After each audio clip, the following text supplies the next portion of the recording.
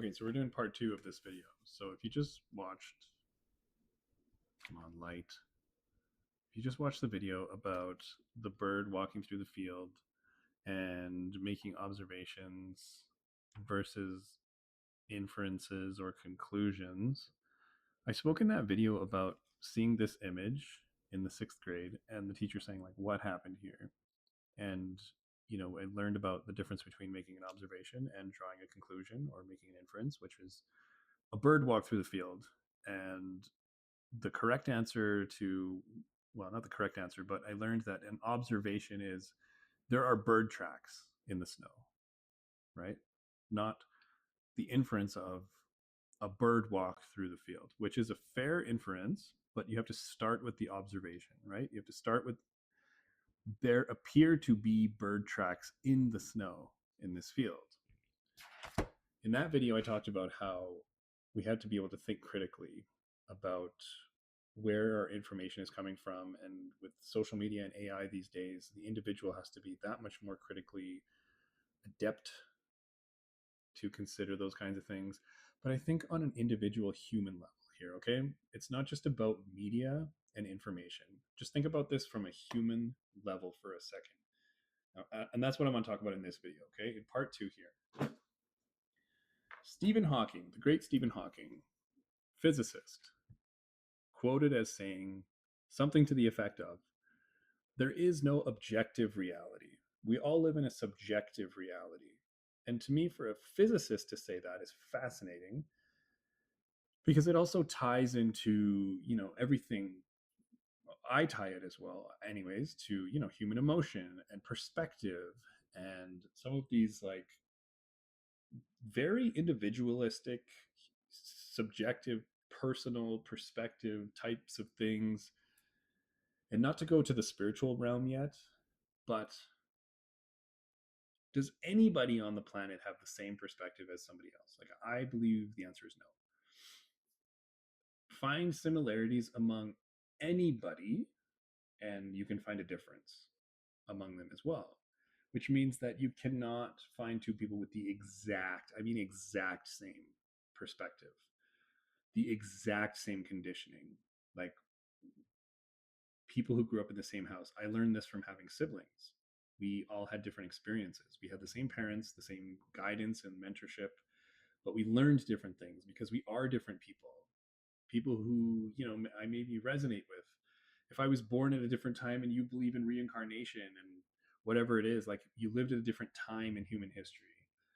People who live in different parts of the world, like people who went to school in different places or ended up at the same jobs. And like, I don't care what it is, even twins born at the exact same time to the exact same parents. Well, one of you laid on the left and one of you laid on the right.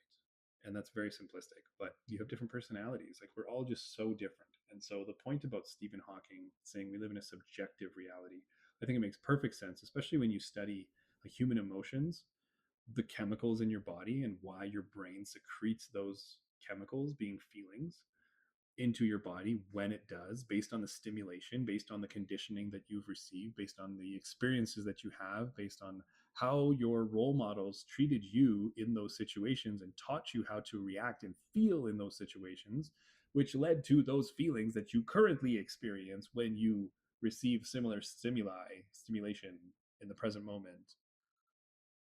Maybe you had a heartbreak or whatever it is. Like, I could go on and on and on about this, but the point is about individual perspectives, right? And I don't want to lose it. It's slipping away a little bit, but this is still a stream of consciousness idea capture. So just bear with me if you're bearing with me.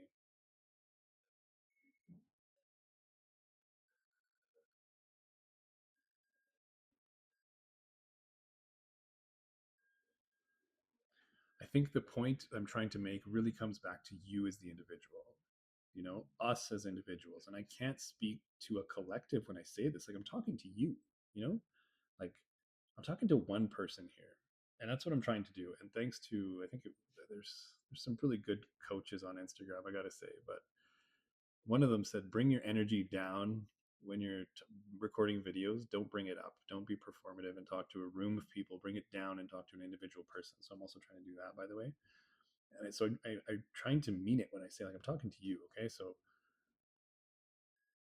consider your own personal experience. Like, when you wake up in the morning and you feel something or you think something or you prioritize something and you stress about something and you do something, and like whatever it is,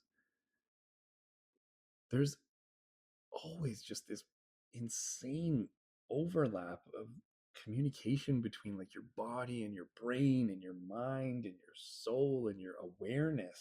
Like,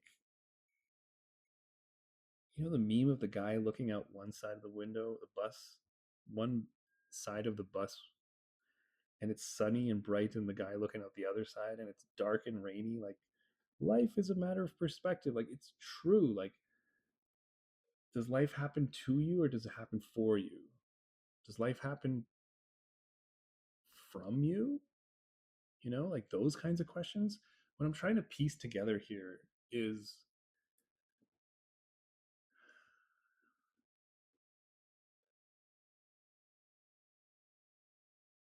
how do I say this the best way? What I'm trying to piece together here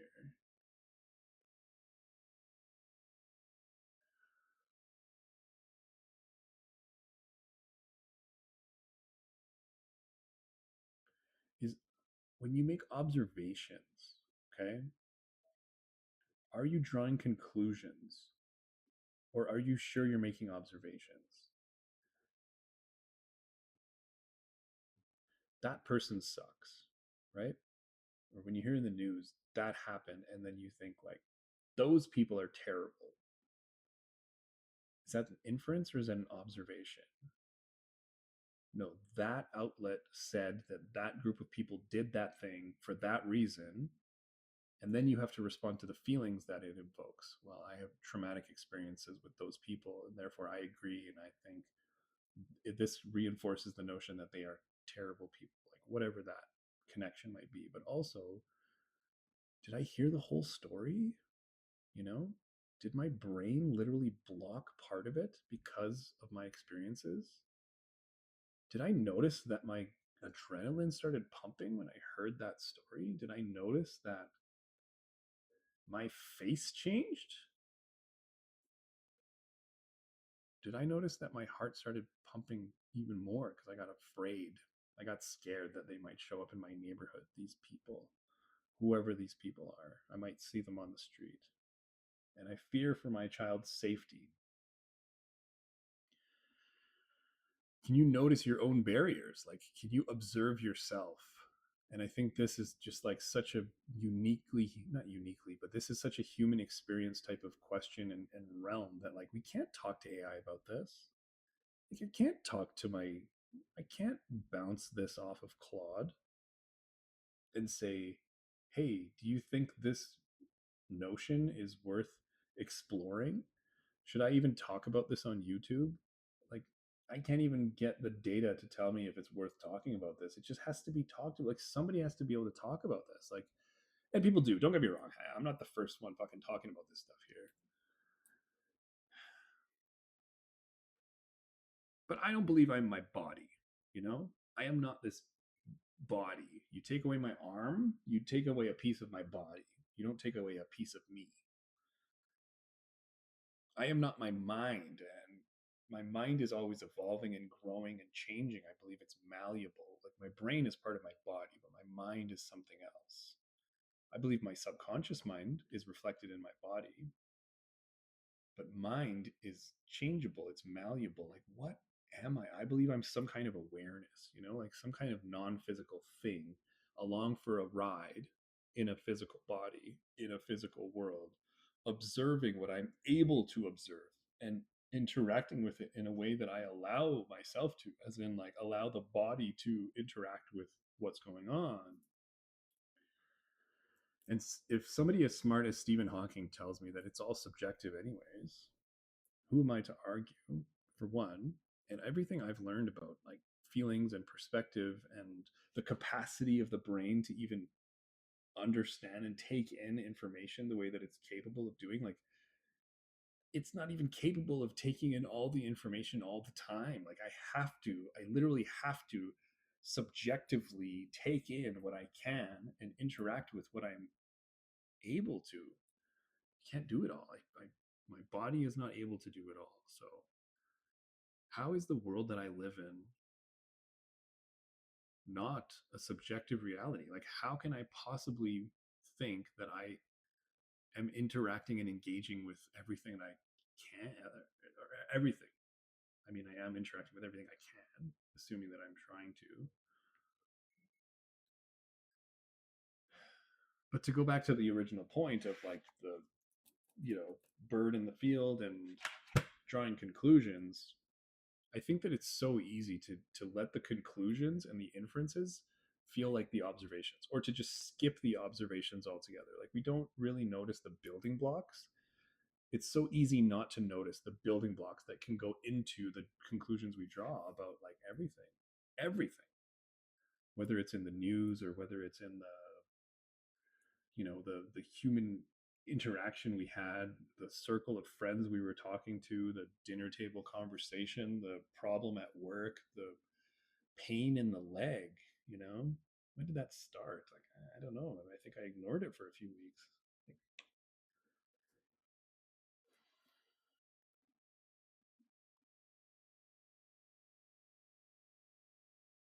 I wish I could think of a really good story right now. I should have thought of a good story before I started recording this.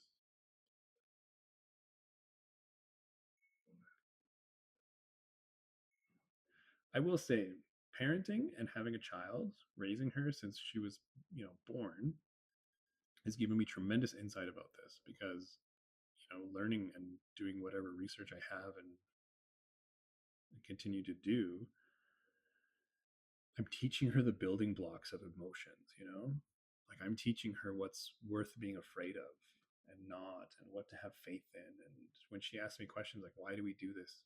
Hey, Papa, like, why do you kiss me when you do? Like, why do you always do this? Like, I have to explain to her, like, oh, she asked me the other day, why do we hug everyone when we see them? Like, what a question, you know? Because I can't teach, and this is me, like, personally, like, I can't teach her that there's a right or wrong way to show affection, or to greet people, or to interact with people. Okay, yeah, I can show her there's a wrong way. Yeah, yeah, okay. Like, maybe I shouldn't say that. Like, I do think it's still subjective, but right and wrong gets muddled with like good and bad and better and best and appropriate and cultural norms and those kinds of things. And, I think people are becoming much more thoughtful, as I agree we should, about like personal boundaries and emotional regulation and things like that. And no, I don't think we should just continue to do things the way we've done them before. I'm getting a little off track, but the point about raising a child was to kind of connect the notion of like the basics of human emotions, and like the very foundational elements of how our emotional makeup, our fears, our triggers, whatever it is, then dictate the things that we build upon, the relationships, um, the networks, obviously, the whatever, the things we pursue, our interests. It's getting a little long. I'm getting a little tiny bit off track, but the whole general point, I think, was about observing the self, and not only an observation about like technology and social media, as I talked about in the first video, but in this second kind of part two, it's really more about the person. Like, how much are you observing your own thoughts? By the way, we didn't talk about thoughts, but what thoughts are you attaching yourself to? And I believe thoughts are, I learned in the war of art, it was there was a commentary in there about how thoughts are from the other realm. What was the word that was used? They're whispered into us by, I can't remember the word, but kind of like a non-physical, other dimensional, whatever. Like, where do thoughts come from? Like, there's no scientific explanation for thoughts. And so what you attach yourself to and the thoughts that you connect with and then continue to feed, those are the ones that feed your identity and who you are and what you know. latch onto, and what you ultimately become because it's your identity. Um, Feelings, science explains those, and etc. etc. But I think it's incredibly important, powerful, necessary to be very observant about your own self, you know, observant about your feelings. Why do I feel this way? And do I even agree with that today? Or is it just how I was taught to feel about something in the past? And why did that thought come to my mind? Oh, it's because I have this association. It's because I smelled this thing. It reminded me of when I was in junior high. This really amazing thing happened. That's why I want to talk to this person, whatever it is. Like and it's not about the inference. It's not about like, oh, you're a pig because you want to go talk to that person. It's just an observation of, oh, that's why I felt that inclination.